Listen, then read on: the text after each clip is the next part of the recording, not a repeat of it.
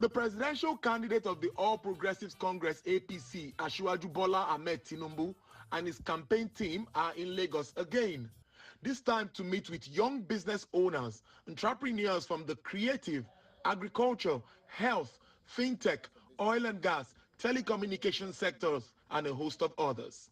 The objective of this gathering is to hear firsthand from the young experts and understand their challenges, provide short, medium, and long-term solutions when he is elected president. Conveners of this event believe this platform gives the APC flag bearer an opportunity to further discuss the practicality of his manifesto ahead of the 2023 general elections. Thank you.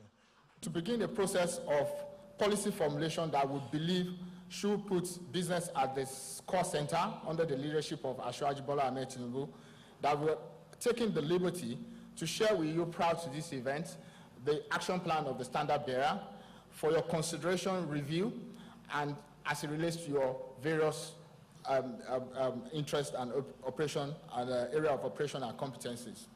Consequently, what we therefore expect from you here today is a feedback and your input. Indeed, Nigeria's economy has been challenged just like every other across the globe. The message from the APC candidate is straight. With the right team and cooperation from all concerned parties, Nigeria will surmount all these challenges. I've enjoyed you. I've enjoyed listening. What should happen is connecting the dots.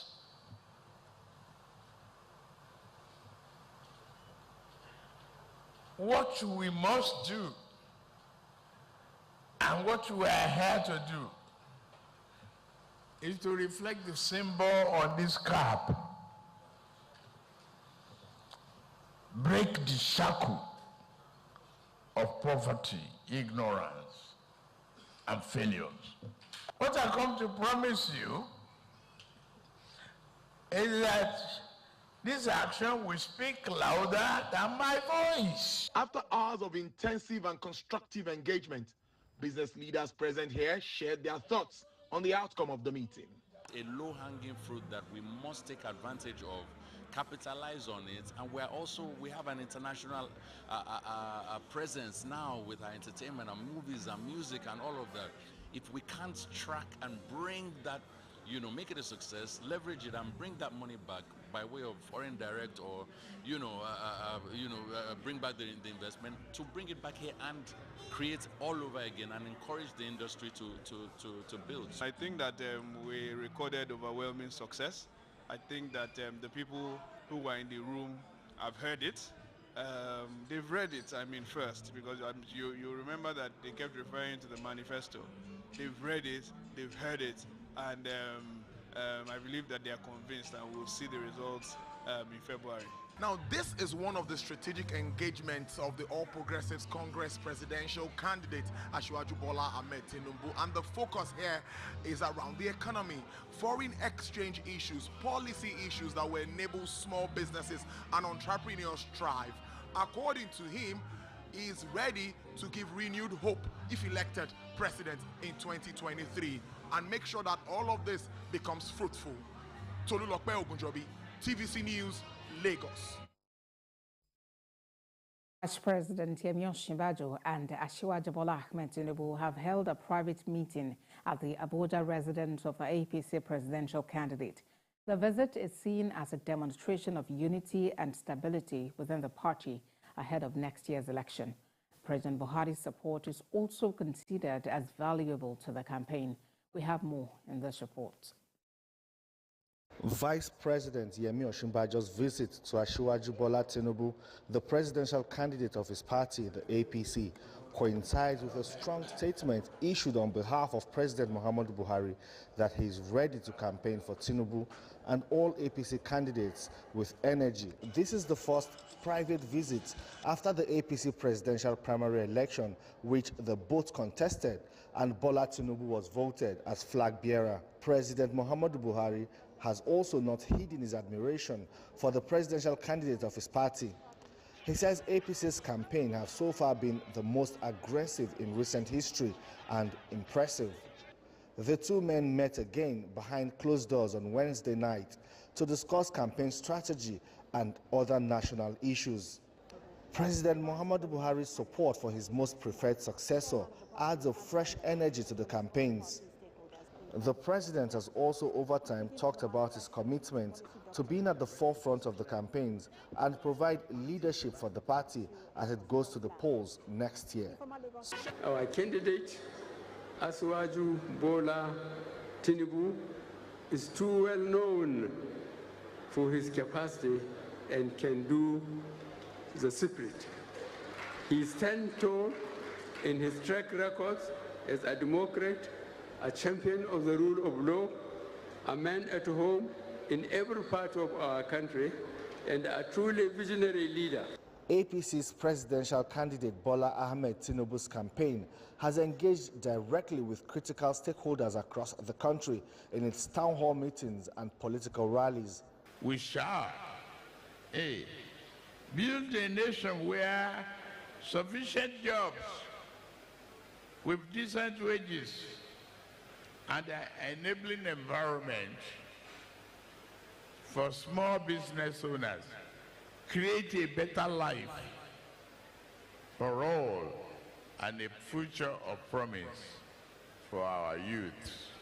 The political battles between the APC and some of its opponents have also been very fierce, with the Presidential Campaign Council of the leading political parties frequently disagreeing on issues, principles and views.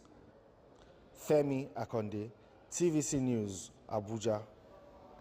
Let's talk more about this. We're now being joined by public affairs analyst Nelson Akujumi. Mr. Akujumi, I'm curious, as a political pundit, do you suppose this visit by VP Osinbajo to the APC presidential candidate connote any significance? Yes, still the only chairman of party.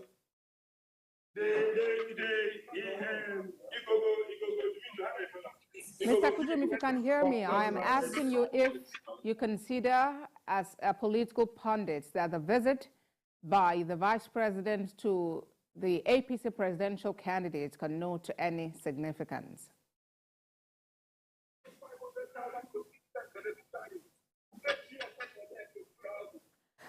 All right, perhaps we may not be able to continue that conversation with Mr. Akujumi. In the meantime, River State Governor Wike has promised to reveal his preferred candidates for the 2023 presidential election soon.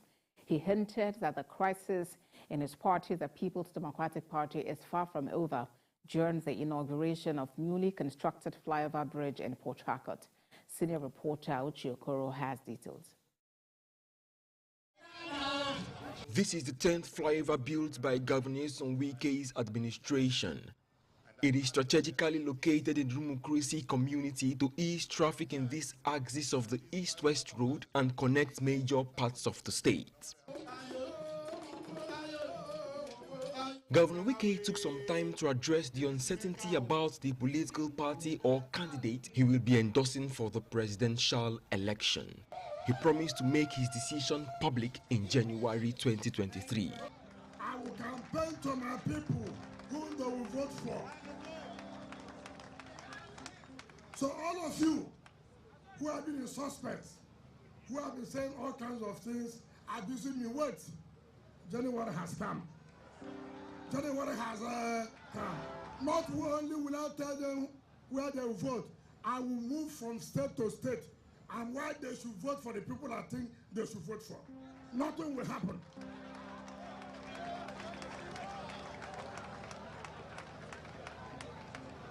The inauguration of projects also serves as a platform for the state PDP to campaign. Wike is confident of getting the votes with his performance as a two-term governor. Before the election next year, God will help us to commission the 11th and the 12th flyovers. Our new concept now will be, which I will come down in a language later,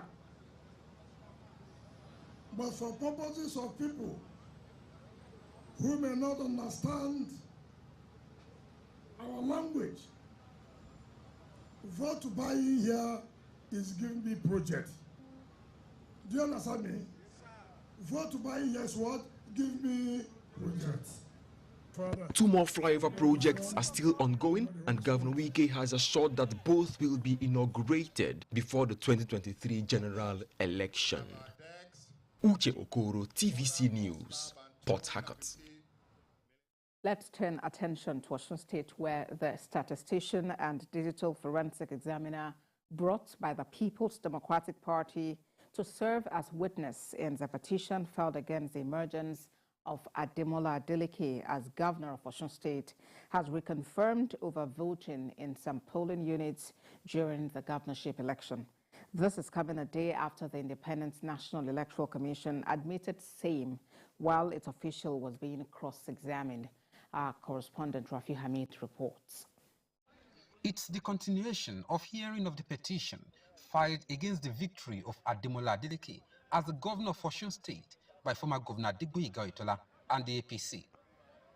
Counsel to the parties involved had arrived at the court at 10, expecting the arrival of members of the panel, who later arrived at exactly 1:45 p.m.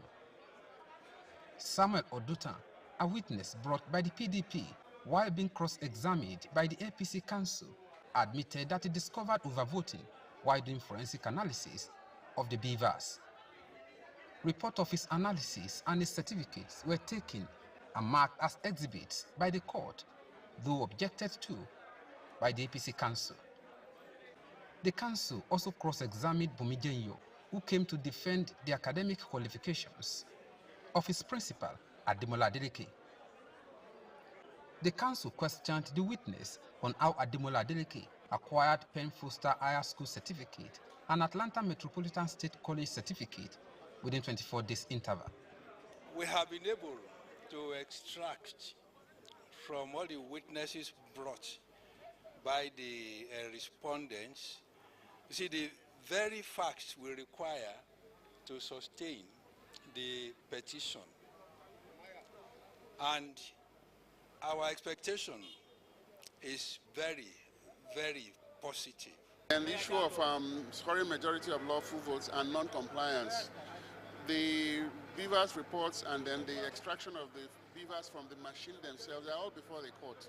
So we'll address the court on the evidence and then the testimonies of the parties. And we have agreed on days. We've gone far in our address. We have 9 more days. We will do a beautiful address and then expect the tribunal to be convinced by our address. It's been great working with colleagues across board. The Independent National Electoral Commission had on Wednesday admitted overvoting in the election while its official was being cross-examined by the petitioner's counsel. Meanwhile, all the respondents have closed their cases while adoption of final written addresses has been fixed for the 13th of January 2023. Rafi Hamid, TVC News, Osogbo. An Abuja High Court has issued a restraining order and stay of the proceedings of the Magistrate Court proceedings in a criminal summons filed against the spokesman of the Coalition of United Political Parties, Ikenga Gochinyere. The criminal summons was allegedly initiated by one Chinasa Waneri, a special assistant to Governor Hope Uzodinma of Imo State on special duties. The allegations contained in the summons bordered on the revelation of alleged fraud in the voter register in 18 states, including Imo State, by Mr. Gochinyere. In his ruling, Justice Hassan suspended further proceedings on the matter, pending the hearing of the application for judicial review filed by Mr. Gochinyere. Mr. Gochinyere will also seek to ask for an award of the sum of 50 million naira only against the respondent jointly and severally as general damages